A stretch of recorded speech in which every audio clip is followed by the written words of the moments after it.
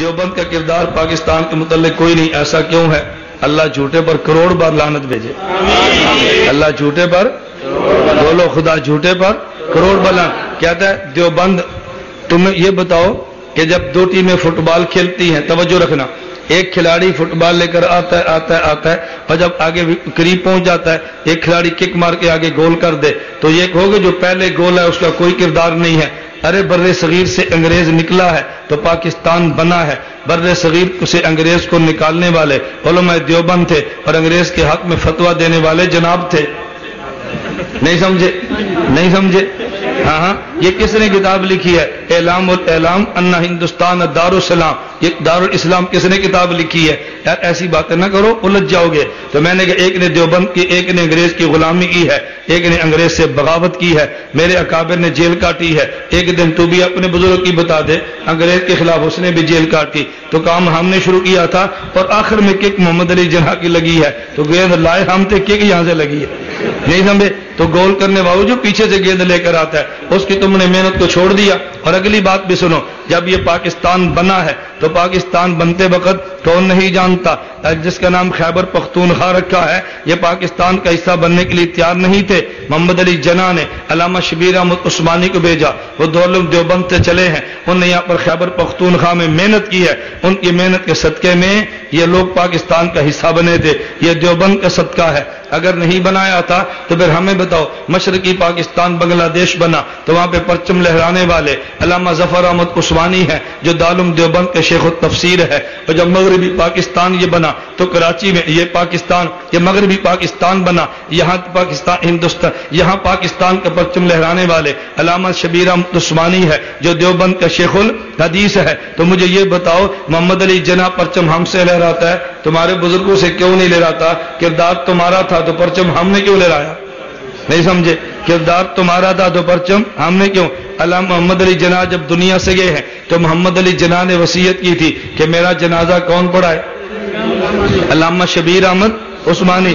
علامہ شبیر احمد عثمانی کون تھے؟ دارالعلوم دیوبند کے سرخیل تھے. تو محمد علی جناح وصیت کرتا ہے میرا جنازہ ہی وہ پڑھائے. تمہیں تو کسی نے پرچم کشائی میں پوچھا نہ جنازے پر پوچھا. اب تم کہتے ہو دیوبند کا کردار کوئی نہیں ہے. محمد علی جناح کے بے ایمانوں کے فتوے کس نے لگائے تھے؟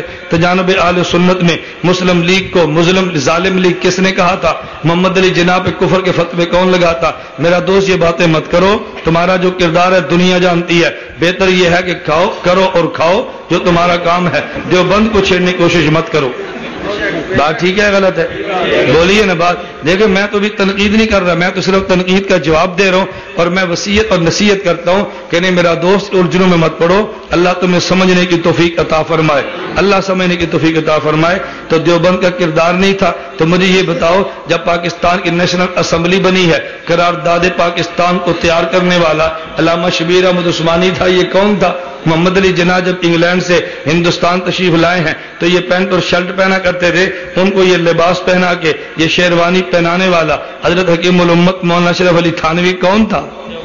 مولانا اشرف علی تھانوی کون تھا؟ یہ حضرت علامہ اقبال جب بھی یہاں لاہور میں ٹھہرے، حضرت علامہ کشمیری آتے، علامہ اقبال کی دعوت ہوتی تھی، حضرت میرے گھر میں ٹھہرے. اور یہی علامہ اقبال کہتا تھا اگر کوئی مجھ سے پوچھے اسلام کی حقانیت پہ دلیل کیا ہے تو میں علامہ انور شاہ کشمیری کا نام پیش کروں گا. علامہ انور شاہ کشمیری کا نام پیش. تمہیں کس کم وقت نے کہا کہ دیوبند کا کردار کوئی نہیں تھا؟ پاکستان کو بنایا بھی دیوبند نے، پاکستان کو بچایا بھی دیوبند نے. پاکستان کو بنایا بھی دیوبند نے اور پاکستان کو بچایا بھی دیوبند نے. یہ روس جو افغانستان میں آیا تھا، اگر یہ دیوبند والے وہاں بند نہ باندھتے تو وہ تو پاکستان پہ چڑھ جاتا. روس کو وہیں سے واپس کس نے دوڑایا؟ بولو نا کس نے دوڑایا؟ دیوبند والے. آج امریکہ پاکستان پہ چڑھنا چاہتا ہے لیکن وہ سمجھتا جب تک افغانستان باقی ہے ان پہ چڑھائی نہیں کر سکتا. اب بھی اس کو وہاں کس نے الجھایا ہے؟